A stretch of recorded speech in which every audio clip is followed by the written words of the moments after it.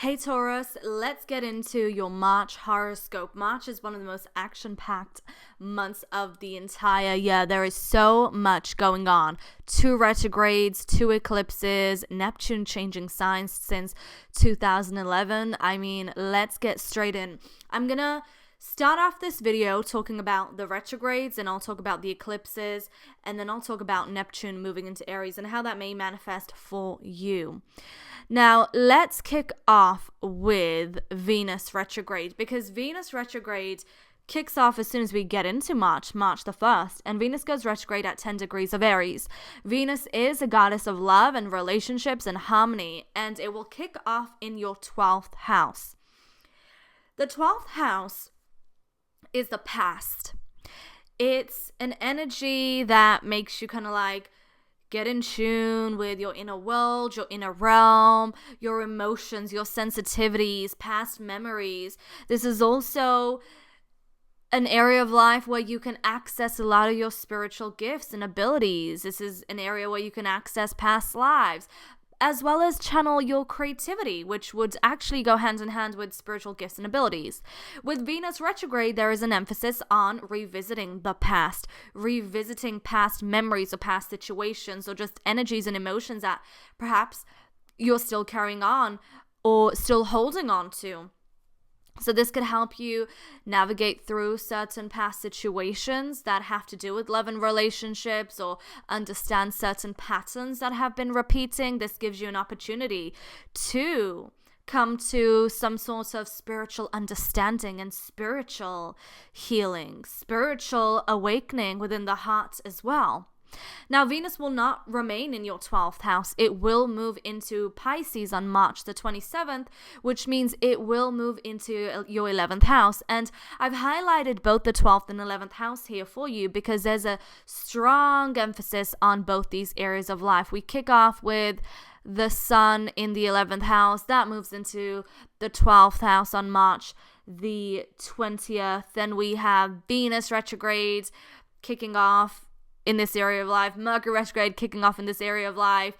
They both also move into your 11th house. So there's a lot of back and forth. And I mentioned this with Aries, how there's a lot of revisiting the past and figuring out the past and how it connects to your now and the future. Okay, so there's a lot of 12th and 11th house energy. And when Venus does move into your 11th house, this could be your relationships with friends, with the people in your life, with acquaintances, with groups and communities.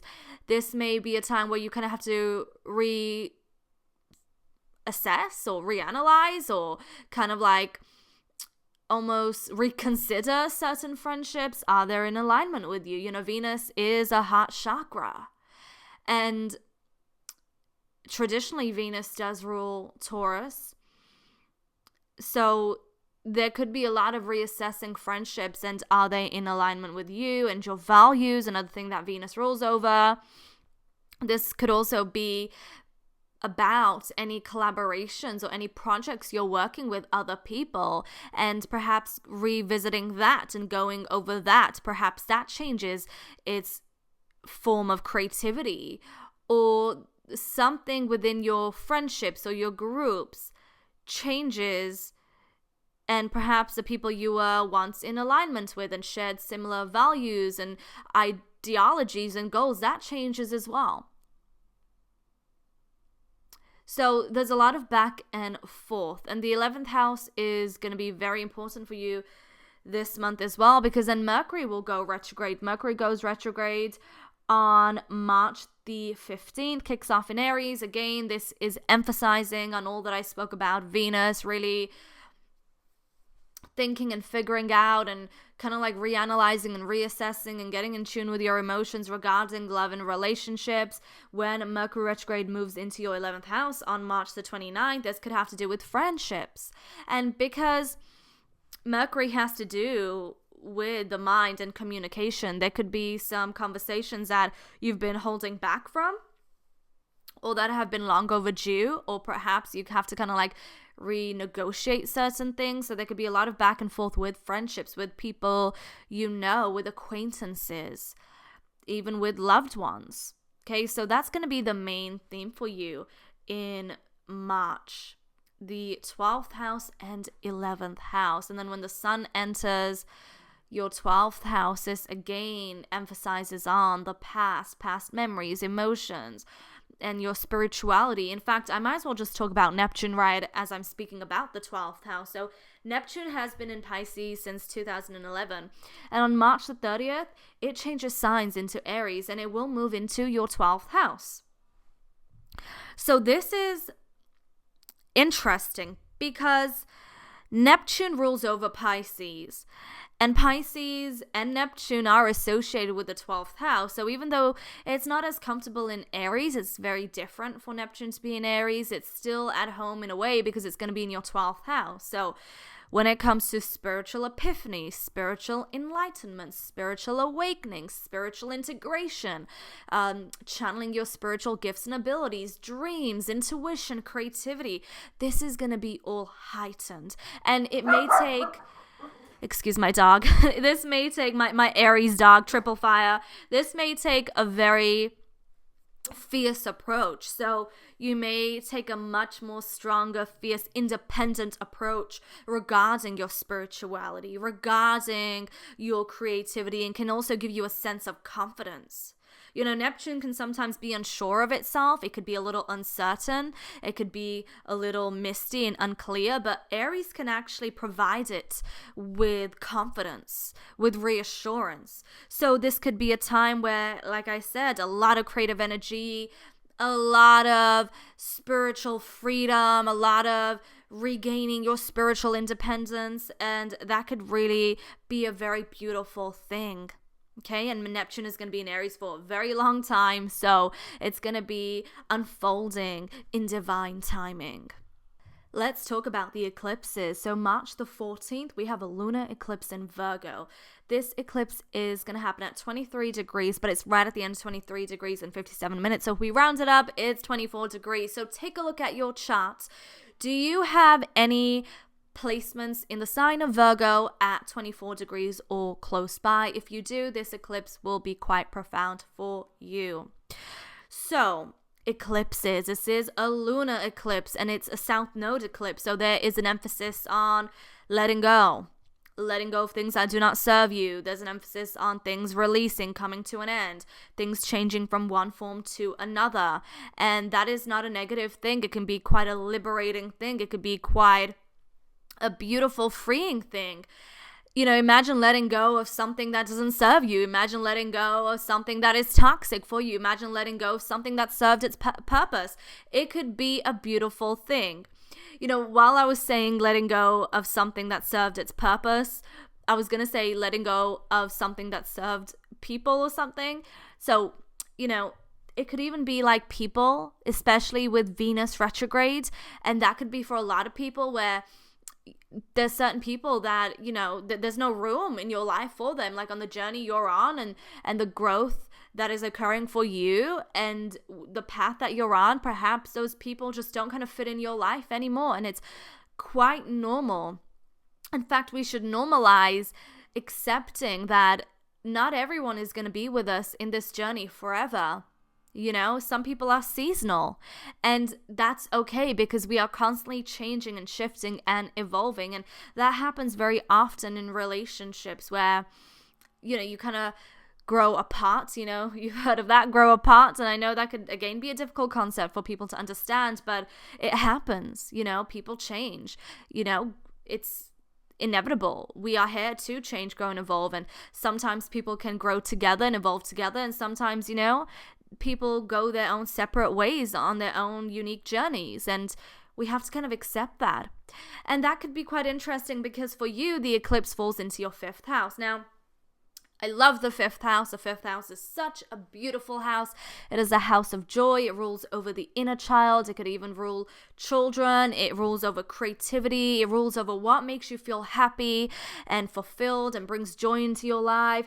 It can also rule over romance and dating. With the eclipse there could be a letting go of any part of the fifth house. I would like to focus this more on relationships, and the reason being is because of Venus being in retrograde while we have this eclipse, and then Mercury also going retrograde the day after this eclipse. So perhaps there was somebody you were seeing, dating, but you were unsure of, like, is this for the long term? Is this gonna work out? Is this giving me, is this fulfilling me or satisfying me, or is this working out? That may be something that you have to come to a conclusion of, because with Venus retrograde, it really makes you go deep into relationships, and are they in harmony? Are they in balance? And with the eclipse in the fifth house, that could be a manifestation, somebody or a relationship or somebody you were seeing, it just coming to an end, or perhaps it even transforms. Perhaps,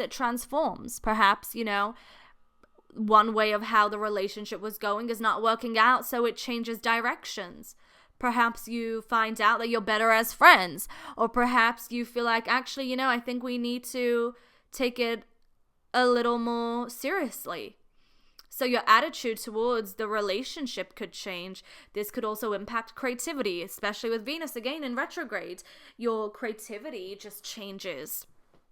Something about your creative approach, or perhaps this creative project that you've been working on, that changes and that shifts completely.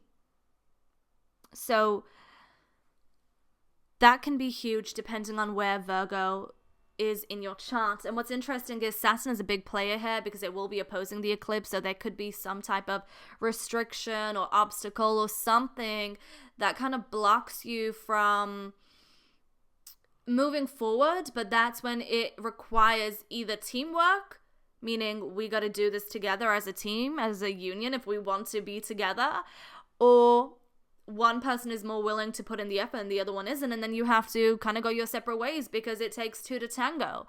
So there may be some challenges there, but ultimately the eclipses can bring change that pushes you to be more liberated and pushes you to be more free, and hopefully brings you clarity, because that's the most important thing. Let's get into the eclipse that's occurring at the end of the month, March the 29th. We have a partial solar eclipse in Aries. Quite interesting because this is a 9 degrees eclipse.